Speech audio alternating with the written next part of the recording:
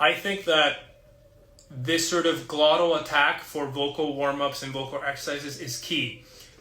The idea is to maintain the yawn space, but achieve the glottal attack. You have to trick the brain into understanding that you can do both. It's actually possible to do both. And when you start to find the attack, then you start to sustain it. And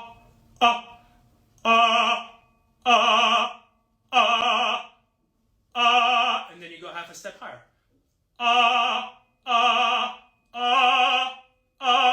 And you're like, oh, I can sustain this depth to my sound, this sort of yawn position with a chord closure.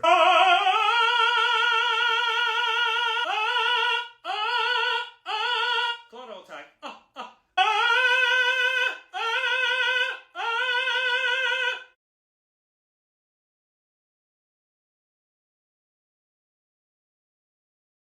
But right now we're going to do a little bit of a warm-up, just to make sure that everything's okay vocally. We had the dress rehearsal on Wednesday. So we just had yesterday to rest. That's it. Just one day of rest. And then boom, premiere. So not enough rest time, to be honest. I wish singers had a little bit more rest time, which seems to be a topic of today, resting the voice and the fact that most singers have to constantly sing without rest. But whatever, that's a topic for another day. I've already warmed up at home. My morning. Yes, it is. It is a good thing to be a diva. I agree. The thing that I like to do at home is mainly warm-ups that have to do with releasing sound, releasing tension, and just sort of being flexible and relaxed. It involves a lot of massaging. I wake up all the time with this horrible sort of tension in my jaw. You know, every time I open my jaw, I hear like this click. I don't know if it could be TMJ or I just sleep really bad. But I'd like to do a lot of massaging the temples, you know, here around the jaw area, pushing up as I open my jaw down. I have a little massage gun, which is great. You should definitely get it. If any singers out there that have any sort of tension problems in your neck, in your jaw, here in the root of your tongue, get a little massage gun and just sort of massage your temple areas, your jaw, and just sort of get this whole area nice and loose, not so like tense and everything cracking. And then I like to go to the shower and I take a nice warm steam shower. And I stay there for a good chunk of time to sort of get rid of all the morning gunk, the morning phlegm. And then I start doing warm-ups that have to do with just releasing the sound. It's not about sounding pretty. Actually, it sounds pretty awful. Because, for example, I like to stick my tongue out to make sure that the tongue isn't tense or like being swallowed back. And just start releasing sound. Like,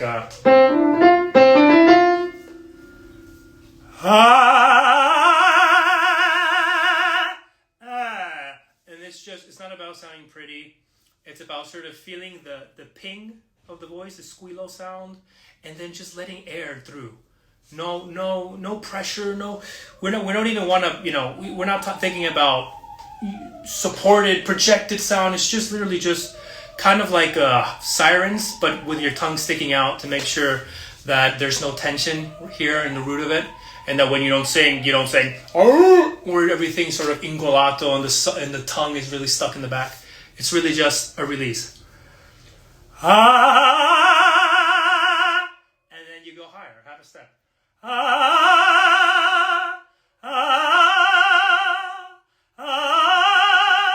And it's just warm-ups that have to do with just releasing sound.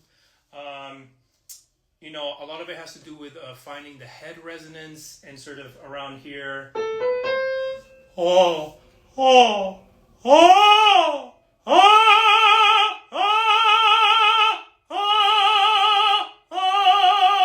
It's not about hitting the sound. It's not about finding where's the chest core of the sound. It's just about letting it just go, you know, in the shower, in the steam, while you're breathing all that steam and everything is sort of getting loose in the morning. I find that that's a great way to just sort of start your warm-ups. What time is it? All right, we have half an hour. Once that is done, once I sort of feel the idea of the voice warmed up and sort of free, I sort of start my day, right? I start my day, whether I have some breakfast or I go for a run or I do some stretches. I usually love to warm up my body as I warm up my voice. If I just warm up my voice, I'm screwed. Like I know that, if it's a rehearsal, sure, I could just warm up the voice and show up for rehearsal because a rehearsal, it's not a performance. But in a performance aspect, I have to warm up my body. So that involves a lot of stretching, especially here, the intercostals, my ribs. Everything has to do with the breathing and the support part of it. A lot of stretching my legs, my thighs. A lot of it has to do with this sort of trying to touch my toes and heels and feeling this stretch back here, this stretch back here. If I can sort of twist and turn and have all of this stretched, and then I breathe in deep so I can feel my ribs expand and feel the expansion. That's what I love about it. I love this sort of stretching that has to do all with the breathing, the singing apparatus, because it's all connected, right? Another thing is once I'm done stretching and I feel loose everywhere, so the sound is just coming out freely, there's no more tension in the jaw, the body stretched, then I like to go for some sort of cardiovascular workout to get the blood flowing. So whether that is biking, whether that is some plyometric workouts, that have something like burpees, going up and burpees, or some sort of high intensity workout. Have I ever met Jose Carreras? No, I have not met Jose Carreras. I know a lot about Jose Carreras, of course, but no, I have never had the pleasure. Could you please give us, who are still students, some of your before rehearsal warm-up suggestions? Some of my before rehearsal warm-up suggestions. So like I said, a lot of it has to do with, I love warming up the passaggio area. So anything has to do with F sharp, and G. F sharp, G. So those warm-ups have to do with sticking the tongue out and sort of singing very released in those areas, because in that, what we call the passaggio or the turn or the cover, whatever term you're used to, you're familiar with. The passaggio seems to be one of those places where if it's not warmed up correctly, the voice can get stuck. And if the passaggio is stuck, then you have no access to the high notes. So a lot of it, again, I love that tongue sticking out.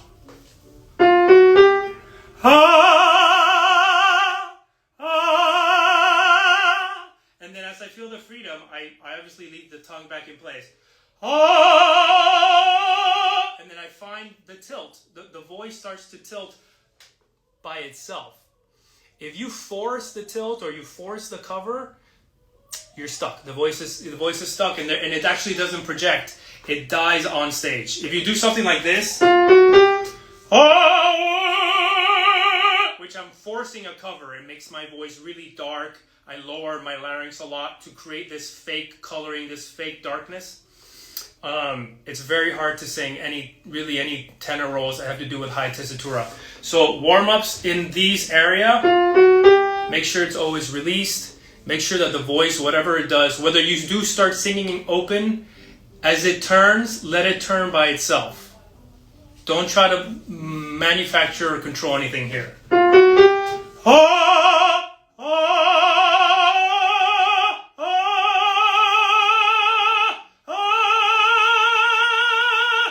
And you find that connection, right, between the head voice that we warm up in the morning and the chest, the core sound of your voice that naturally starts to build as the day goes by, as you stretch, warm up, as you speak.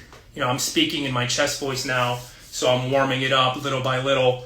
And you start to connect those two sort of registers, the head voice and the chest voice together, so that they are one, or at least they give the illusion of one voice from the bottom to the top.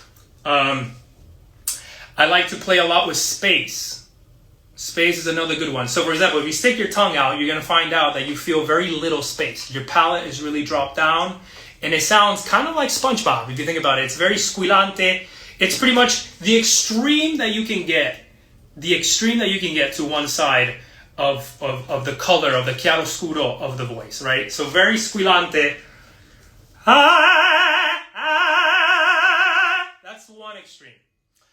Then I like to play with the other extreme, which is the space, the oscuro part of chiaroscuro. And I also like to play it around the passaggio area. I would say F sharp G, where sort of I could put a thumb or like a little, cap size here. And then just think about my column, my spatial column. And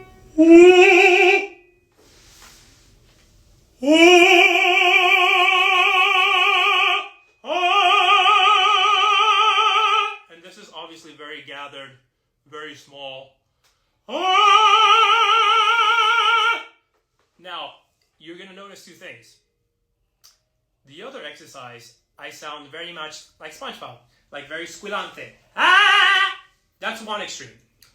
This is the other extreme. This is an extreme that has to deal with space, with a palate that is very much raised, with depth in the sound. And so it makes my sound a lot more darker.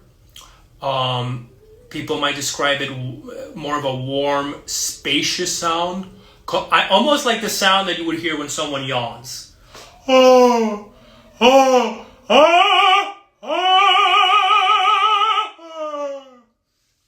I don't like either of these sounds. I never go from one extreme to the other. I like to find where my extremes are that specific day. So today, those, my extremes are around there. And then I like to connect my voice and find a consistency in the middle, where you have the beautiful chiaro and the oscuro. I find that a lot of vocal progress and studying the voice is kind of like a zigzag line where you're constantly playing with these extremes. When you start out, when it's your first coach, you're a young artist, you're a young singer, with your first coach ever, you're going to probably be in one of these extremes. You're either going to sound like this, or you're going to be sounding like, like it's always one of these extremes. It just happens. It's very rare to just start out with a very clean chiaroscuro.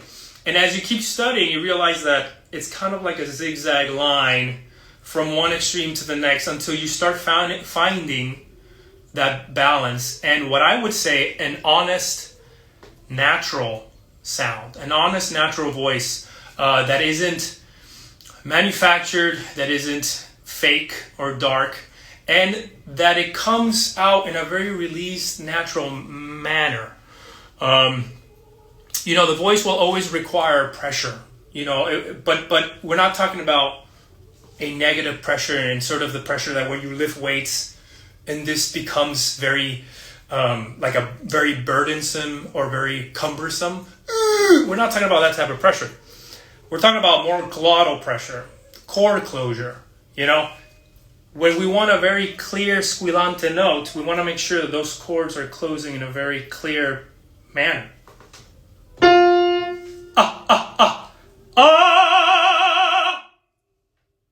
It's just glottal attacks. And then finding the two extremes. I don't want to attack or close my chords in an ingolato dark. No, I can already feel it. My voice sounds terrible and it hurts. And also I don't want to sound spread. It's finding that beautiful glottal closure attack between these extremes of the voice, between these chiaroscuro, to find your natural sound. That Pavarotti used to call it a noble sound. As he got into this range, into the F sharp, the famous F sharp for Pavarotti, and obviously G, he would turn the voice always and call it a noble sound. He said you could be a spectacular tenor, a spectacular singer, but if you sing these open, he says you're not a tenor. You're not an operatic tenor. If you sing this, It sounds like I'm gonna strangle myself. So he always talked about this tilt, this cover position, as a very noble way of singing. And I like to think of it as also a very honest and natural way of singing, that is devoid of mimicking. It's devoid of impersonating other singers, because that happens to be a trend nowadays where, I mean, listen, I love Franco Corelli, I love Mario del Monaco, I love Pavarotti, and yes, sometimes I am tempted to want to sing like them and impersonate them and mimic them, but it never does me any favors. Heck, I find that when I do that, I somehow end up very uncomfortable in a phrase. So I think that finding your honest, natural sound in those two extremes that we talked about is a great way to start your vocal journey. And when it comes to warming up, it's obviously always part of my warm-up routine. So my voice is already pretty warmed up. I like to go pretty much 4 whole steps, starting around middle C, hitting F, F sharp, G, A flat. Now we're more of a heady chest register, B flat, and as you start hitting here into the high C, definitely we're threading the needle more and more, sort of thinning out. It's actually kind of big as one have to find a way to mix your voices during a passaggio, though it takes time to proportion your chest. Yes, absolutely. It takes decades. It takes years. It's very difficult because it's unnatural. It's unnatural for the voice to understand that you can find this depth and this head voice sound and at the same time be able to close your chords. You know, it's not something that you're just born with. Again, like for people who like to liken the head sound, right, to a yawn. It's very easy at first to fall down the wrong path and go for this type of sound without having a clear chord closure, and everything starts to become more ingolato, more to the back of the throat, more very back all the time. I think that this sort of glottal attack for vocal warm-ups and vocal exercises is key. The idea is to maintain the yawn space, but achieve the glottal attack. You have to trick the brain into understanding that you can do both. It's actually possible to do both. And when you start to find the attack, then you start to sustain it.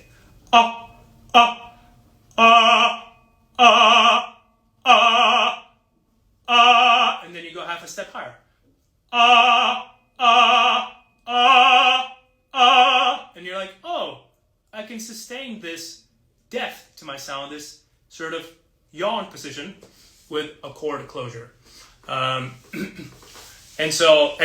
Obviously, difficult for me sometimes since I used to sing as a bass, but I'm now singing a tenor. That's a huge change. Kudos to you for taking such a huge challenge. Tenor is a very difficult voice. I mean, I could be biased, but I'm going to say it's the most difficult. Because it's like driving a manual car where you're constantly having to shift, but you have to give the illusion that the voice is from top to bottom the same thing. And it's not. It's absolutely not. You're constantly shifting, you know, you have to turn in a musical phrase that goes like this. You're constantly having to cover, tilt the voice, come back to an open position, come and tilt and come. You know, you're constantly shifting gears. So it's a very difficult challenge. Obviously, singing bass, you're very much comfortable with sort of a lower position, this very low chest connection sound down here, and it may be very strange as you start approaching a passaggio that's much higher than you may be used to continue to maintain that quite open and allowing the voice to get thinner and thinner and thinner while still connected to the core sound. Yes, it is. It's very ambiguous. Everyone also has, it's funny because you can ask 100 tenors how they do something and they'll all tell you 100 different things. So it's also quite hard to get the right answers. I think it's a mixture between obviously the signs, the anatomy, and your own instinct, your own naturalness to the voice.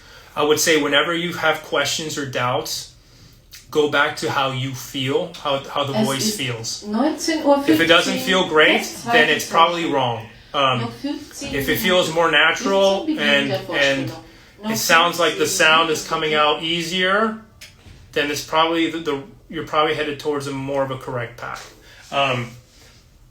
But yeah, going back to sort of the warm-up that I'm going to do now, it's just on fourths, and I probably, Lenski's not a high roll, so I'd probably go to B flat, maybe a high B, and sort of feel how the voice is around there on an ah sort of vowel.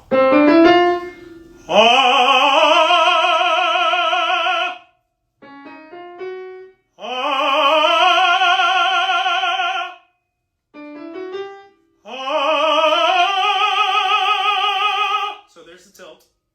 That's nothing I'm doing. I'm actually thinking a bright ah inside that column. I'm thinking ah, but I'm maintaining this sort of together, which causes it's a natural phenomenon that the voice just tilts by itself.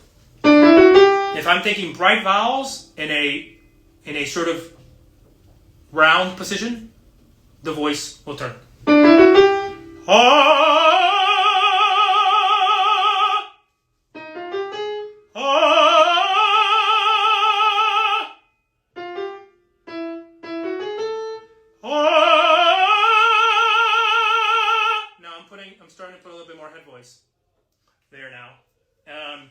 That just comes from experience, I think.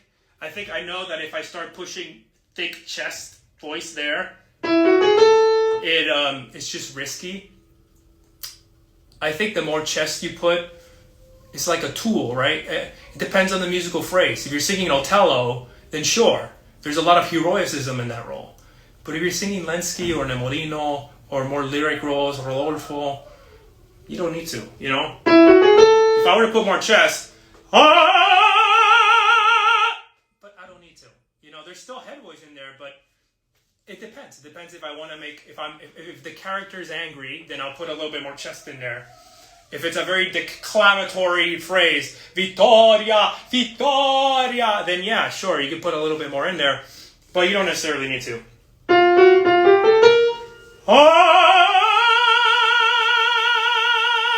This is mainly the glottal attack that I was talking about.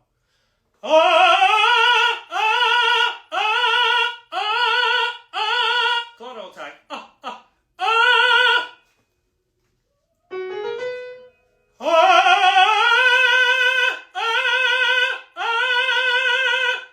It's mainly the glottal attack. If you can have that glottal attack, you're going to find the squealo. You're going to find that thin string where the voice just is in the core of the pitch and has that beautiful steel sound that we want, that squillante sound. If you play too much with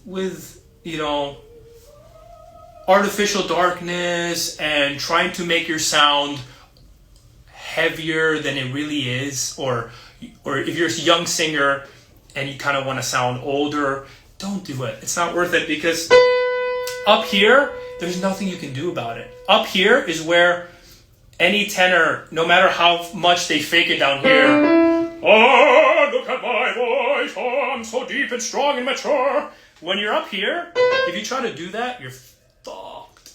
I mean, I can do it, but it's like, I feel like I'm lifting 100 pounds. When it shouldn't be that way, and it's not my sound. I'm not being honest to myself. And unfortunately, in today's world, where a lot of casting directors aren't very familiar with vocal techniques, if you sing that way, they may think that, oh, he's a dramatic tenor. Let's hire him for Manon Lescaut at 25 years old, or let's hire him for, forza del destino. You know what I mean? And you don't want to give that. What you call it? God, you don't want to give that. What's it called? My dyslexia is coming in. That illusion. Like, you don't want to give them that idea that you're a dramatic tenor when you're not. And I think that you're gonna do yourself a world of favor when you start singing opera roles that are 3 hours long. That the voice just sounds natural, and it's just coming out through you much easier than trying to lift 100 pounds. So yes, I would always say, stay natural, folks. Stay honest to your sound. As much as I love Franco, Mario, Caruso, I'm not them. I am just Jose, and I can only be as honest to my sound as I can. So finding those extremes, middle of it, chord closure.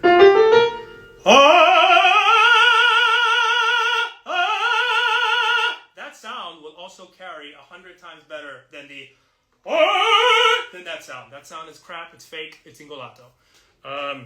Who's my favorite tenor? So many. I hate this question because I love so many of them. I love Björling. I love Pavarotti. I love Salvatore Fisichella. I think what Salvatore does, obviously a much lighter lyric tenor, but the freedom of his voice, his flexibility with it, is just, the brightness, the ring in the sound is what always attracted me. I was never really into these big, dark sounding voices that didn't excite me. I love Franco Corelli. I love Mario del Monaco. Very heroic tenor sounds, romantic. Of course, Caruso. Caruso is tricky, right? Because we never quite can tell what he actually sounded like. But obviously to have, a singer who was there, who actually was able to speak with a lot of these composers themselves and get a reference point of what they wanted for music, is great. I love Alagna. I love Alagna for sure. I love his Romeo. I think he has one of the best Romeos out there. I love his Alfredo. I actually studied a lot of his Alfredo when I was doing my first Traviatas. And I love his Nemorino. He has a great Nemorino, obviously with Giorgio. It's very iconic. But I'm sorry, my friends. I will have to quit the live because I may have gone over time. It's 8 minutes before premiere, so I have to get into costume and get into focus mode and character. And I'll be back. I'll keep doing these lives throughout the day. I'm going to go sing, then I'll go back. And then I'll go sing, and then I'll go back. Absolutely, I will. Of course, if New York will have me, I shall be there. Love you guys. I'll be back. Stay tuned.